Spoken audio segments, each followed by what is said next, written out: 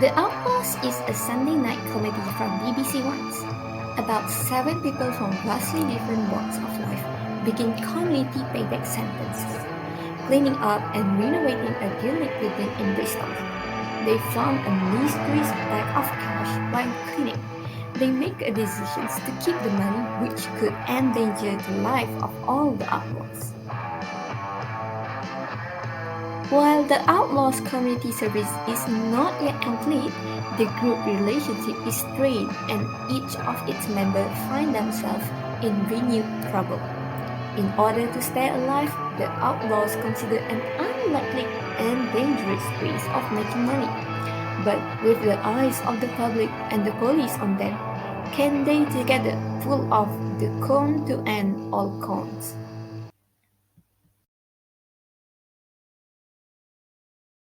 Rita, knock knock. Greg. I wonder if I could have a quick chat with you about a hypothetical HR scenario. I'm actually on my lunch hour at the moment, Greg. I can come back. No, it's fine. HR's always open. Okay, thank you, thank you. Come on in. Do you mind just sitting down though, please, Greg, because it's a bit looming over me like a ghost. Yeah, sorry. Yeah, just wondering if, hypothetically, a gentleman, who works in the office has had conversations with a woman who also works in the office. Okay. Work conversations or? Sometimes work, but they're just general chit-chat. About what? Weather, rambling in the Peak District, Roger Federer's thighs. Where have these conversations taken place, please? Different places. Lift, kitchen, sometimes at the woman's desk. Okay. Has the gentleman in question perched on the lady's desk at any point? There might have been a perch. Mm-hmm. Just hop up there for me a moment, would you, please? Right. So you can see what's happening here. No, what's happening? What the lady's having to look at when the gentleman sits like that at her desk. The gentleman's groin is at the lady's eye level. Okay. Pop yourself back down, please, Greg. This is ringing a lot of alarm bells. Is the gentleman superior to the lady? No, he's got very low self-esteem. No, I mean in job title or rank. Oh, well, he's marginally superior, I think. Right, yeah. That will put him in the red zone. And what is the red zone? The red zone is where HR would have to consider the man's position. Oh, wow. Blimey. Just to be totally clear, hypothetically, the man could make any kind of overture to the woman. What, in the hope of a sexual relationship? Or... Yes, please. No, absolutely not, no. So he couldn't, say, ask her out for a drink or anything? No, definitely not. If this guy works here, which it sounds like he does, whoever he may be, then he will have read our company policy on sexual and romantic relationships. What if he started reading that and he found it a bit heavy going, so instead he watched some golfing bloopers on YouTube? Well, then he won't know that even consensual relationships between colleagues can lead to disciplinary action or dismissal. Dismissal? Hi, Greg. I'm grabbing a sandwich. Do you want one? No.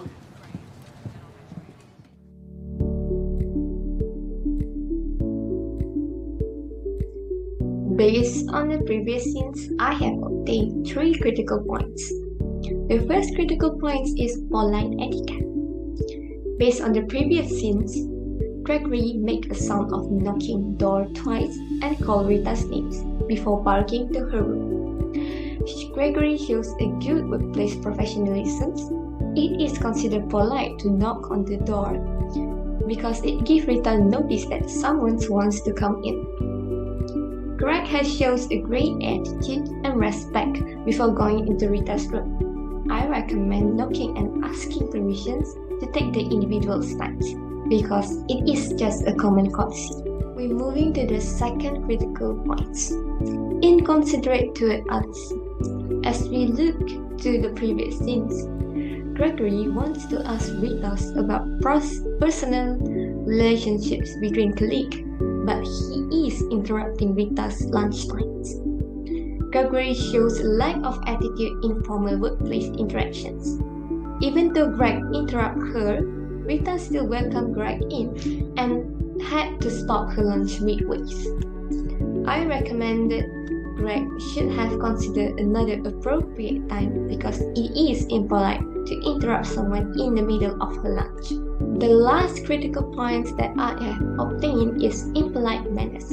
We can analyze from the scenes where Gregory is on his way out of Rita's office, and Marie asks Greg if he would like to grab a sandwich, but he sternly says no and walking past her. Gregory has shown an impolite manners toward his colleague. Greg verbally says no to Anne-Marie's offers.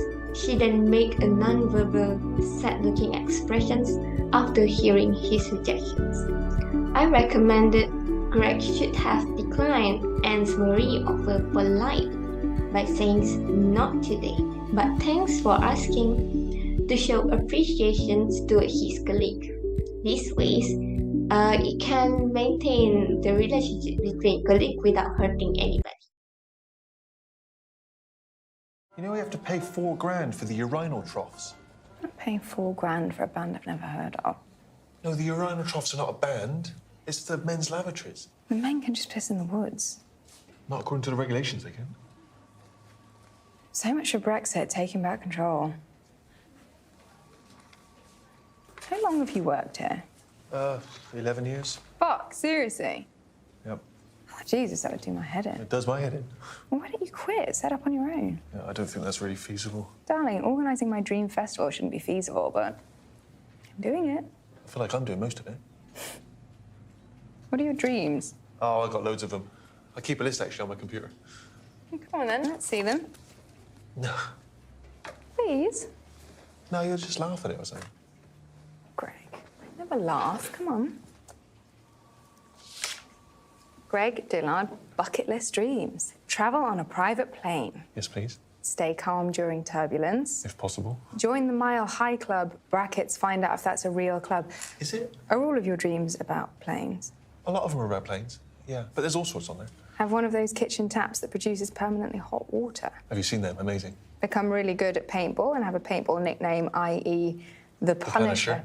Have a fling with a supermodel. Take her to a wedding or funeral where ex-wife will see her. Darling, why didn't you just say you want to make your ex jealous? I can introduce you to supermodels. Can you? Oh, hell yeah. Models are all over music festivals, like flies around shit. Are they? You stick with me and I will reduce your ex-wife to tears. And then you will meet musicians and you'll go on private planes with hot taps and then you'll have amazing anecdotes. Forever is composed of nows. Ooh, who said that? Alison in the accounts has got it on a mug. I love it. It's good, isn't it? Yeah. I'm excited about this. Me too.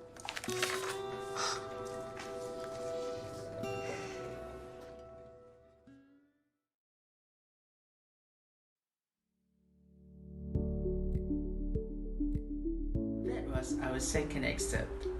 I have obtained another 3 critical incidents from the previous video.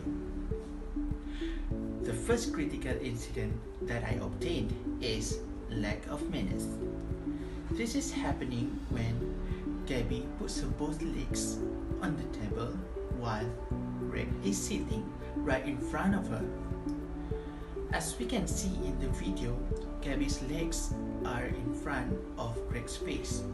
Some people might be uncomfortable talking or working with her since her body language or posture is kind of rude. So, Gabby should sit properly while talking with someone, especially when they are older than her, such as putting her legs down. Hence, she can be seen professional and won't appear as a rude person. Let's move on to the next critical incident, which is inappropriate language used by Gabby.